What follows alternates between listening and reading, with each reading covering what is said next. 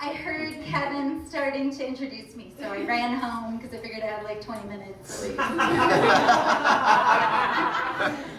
kidding, baby. Yeah. So, Happy New Year, everyone. Happy New Year. So is it just me, or does anybody else feel like they gained 20 pounds in the last 2 fucking weeks? Yes. Right? Yeah. 30. It's 30. All right, do I got 40? Do I got 40? Anybody? Do I have 50? Do I have 50? Anybody? Yeah. It's a vicious, come take a seat, please, please. There's lovely ghosts sitting in the front row that you can boot if you'd like. Awesome. So yeah, I think that it's this vicious cycle that we're caught in, right? So first of all, you've got traditional holiday food, right? So it is just sugar-filled, carb-saturated, fatty McFat doodle. And then you combine that with this completely unrealistic expectation to have the most perfect day ever, right? So it's just the high pressure, high stress. So not only do we stress eat, but we stress eat fudge. Oh my God. And pie. So much fucking pie, right? And to top it off, we've got this giant fat man as the icon for Christmas, right? The icon for Christmas is an obese man in order to normalize holiday weight gain. I believe that is true. Yeah. Okay, so all of that happens just in time to do what? Come up with your New Year's resolution, right? So, of course, it's all going to be about eating healthier and getting in shape, all of it, just so we can try to get our pre-holiday bodies back. Yeah, that's true. I think it's a conspiracy, you guys. I think it is a fucking conspiracy. I'm going to tell you right now, I have a theory that what it's all about is trying to distract us from how completely depressing the winter is.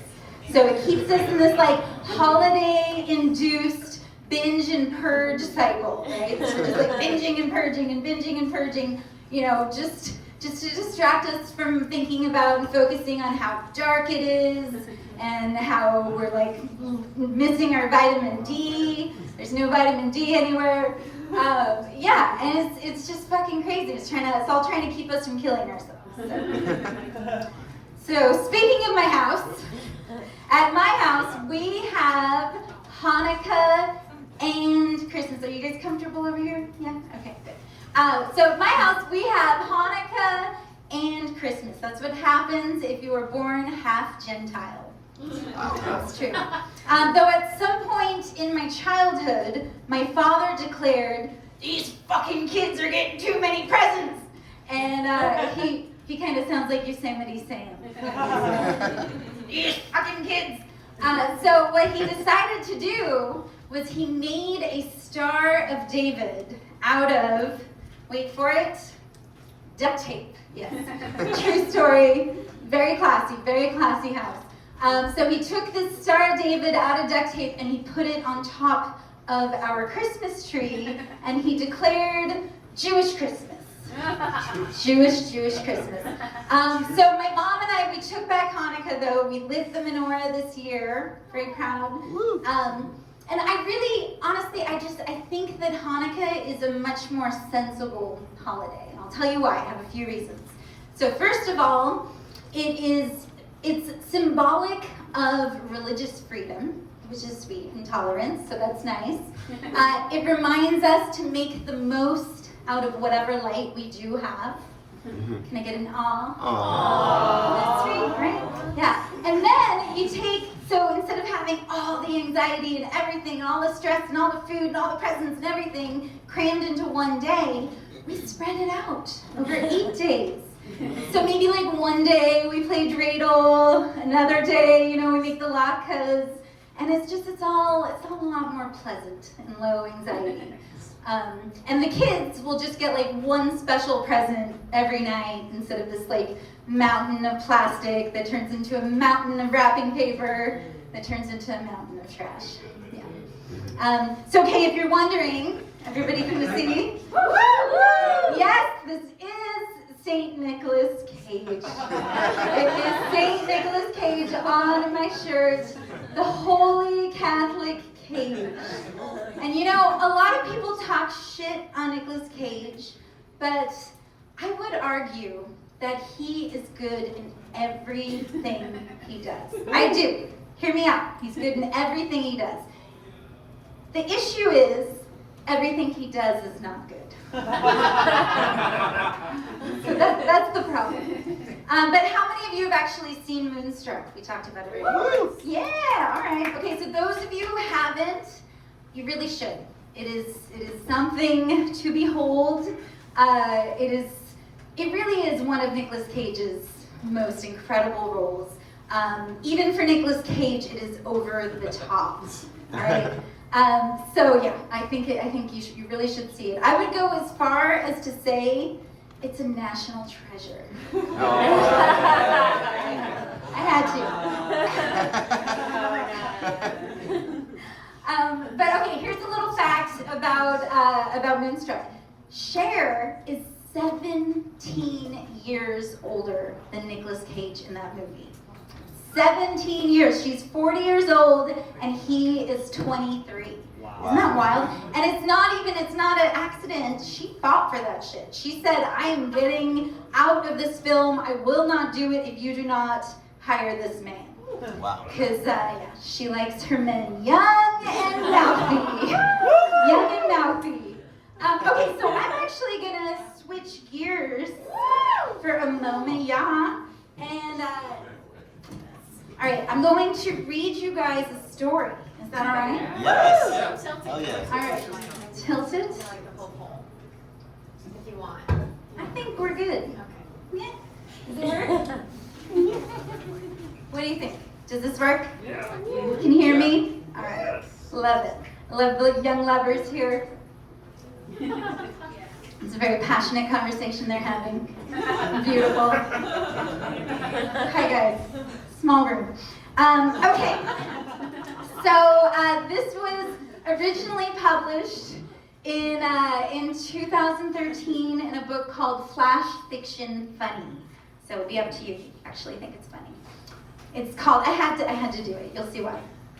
It's called, I'm Pretty Sure Nicolas Cage is my gynecologist. I really am. His nose is a little different, but it's probably one of those prosthetic molds that they use for the movies so he can get away with it.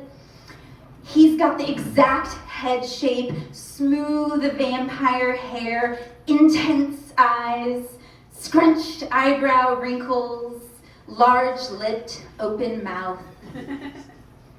His height, body, and posture are all spot on. The hunched forward shoulders, long gangly arms, and I would know that voice anywhere, always sounding like there's a yawn trapped behind it, waiting to come out. Only, instead of saying, oh, I came here to drink myself to death, he says, all right, just relax back. Oh yes, this is a very healthy looking vagina. Okay, now I'm going to put my fingers on you. Are they cold? Okay, now I'm going to insert them.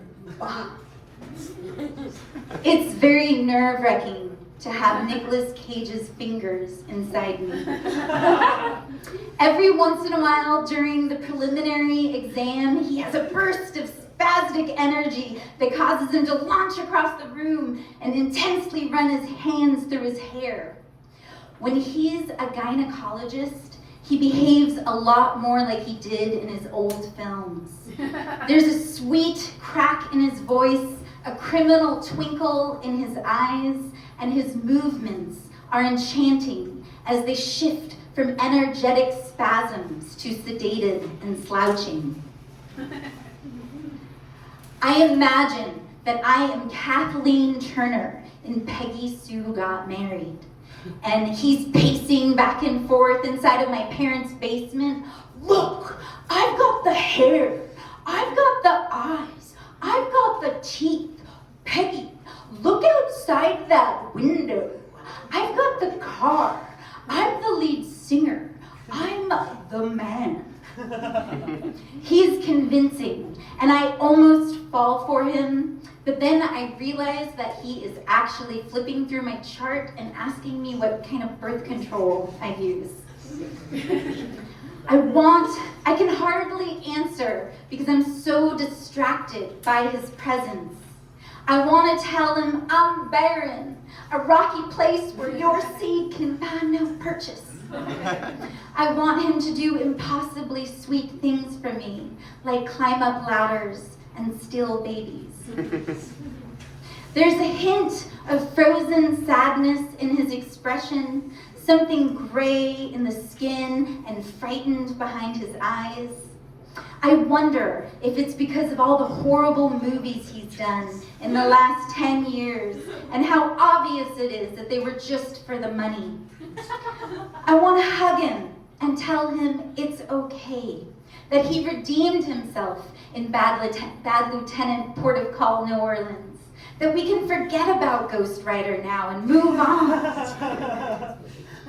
When he's got his 2 fingers pressing against my fallopian tubes, his eyebrows say it all. They shift smoothly, the skin in between them rising and falling. His face tilts slightly to one side, and his lower lip drops down, pausing in that second before speech in the way that only he can, holding it still for what feels like an eternity.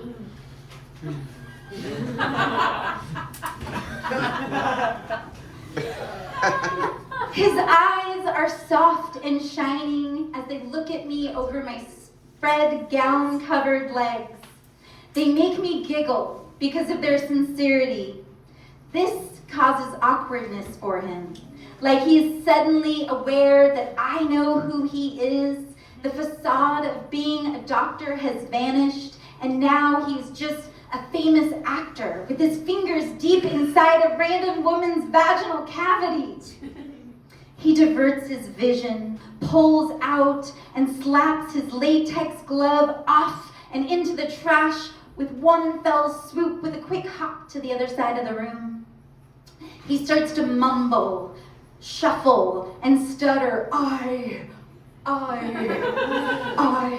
have to go grab the speculum. His tone is mysterious and breathy, with hints of unnecessary apology, like the self-conscious Charlie Kaufman from Adaptation.